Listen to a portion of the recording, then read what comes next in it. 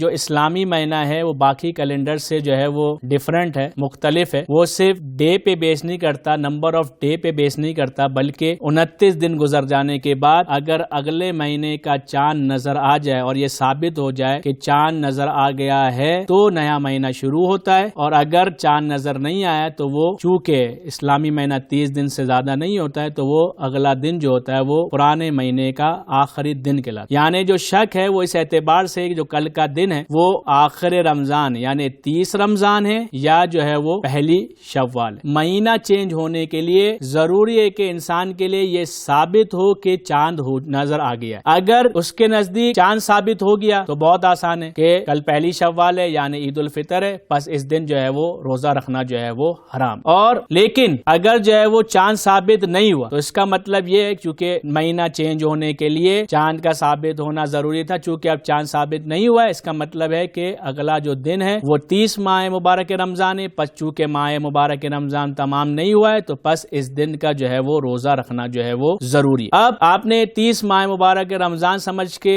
روزہ رکھ لیا اور دن میں کسی بھی وقت آپ کو پتا چلتا ہے یا آپ کے نزدیک یہ ثابت ہو جاتا ہے کہ چاند ہو گیا ہے تو آپ پر فوراً افطار کرنا جو ہے وہ واجب ہو جائے گا، کیونکہ عید کے دن روزہ نہیں رکھا جا سکتا۔ لیکن اگر آپ کے نزدیک چاند ثابت نہیں ہوا اور اگلا دن اب 30 رمضان ہے اور آپ نے روزہ رکھنا تھا اور کوئی شخص جان بوجھ کر روزہ نہ رکھے اور بعد میں پتا بھی یہ چلے کہ 30 رمضان تھا تو اب اس نے قضا بھی کرنی ہے اور کفارہ بھی دینا ہے، کیونکہ ماہ مبارک رمضان تھا، اس نے حتماً روزہ رکھنا تھا اور اس نے روزہ نہیں رکھا تو اب اس کی قضا بھی ہے اور کفارہ بھی۔ لیکن ایک صورت ایسی ہے کہ اس کے نزدیک چاند تو ثابت نہیں ہوا، اب اس کے اعتبار سے کل 30 رمضان ہے تو اسے روزہ رکھنا چاہیے تھا، لیکن اس نے روزہ نہیں رکھا اور بعد میں یہ پتا چلا کہ چاند تو ہو چکا تھا اور یہ پہلی شوال، تو اس صورت میں چونکہ وہ پہلی شوال ہے تو اب 30 رمضان تھی نہیں تو اس کا روزہ ہی نہیں تھا، تو نہ اس پر روزے کی قضا ہے نہ کفارہ ہے، لیکن وہ گنہگار ضرور ہے، اس نے معصیت ضرور کی ہے کیونکہ اس کا وظیفہ روزہ رکھنا تھا اور اس نے روزہ نہیں رکھا۔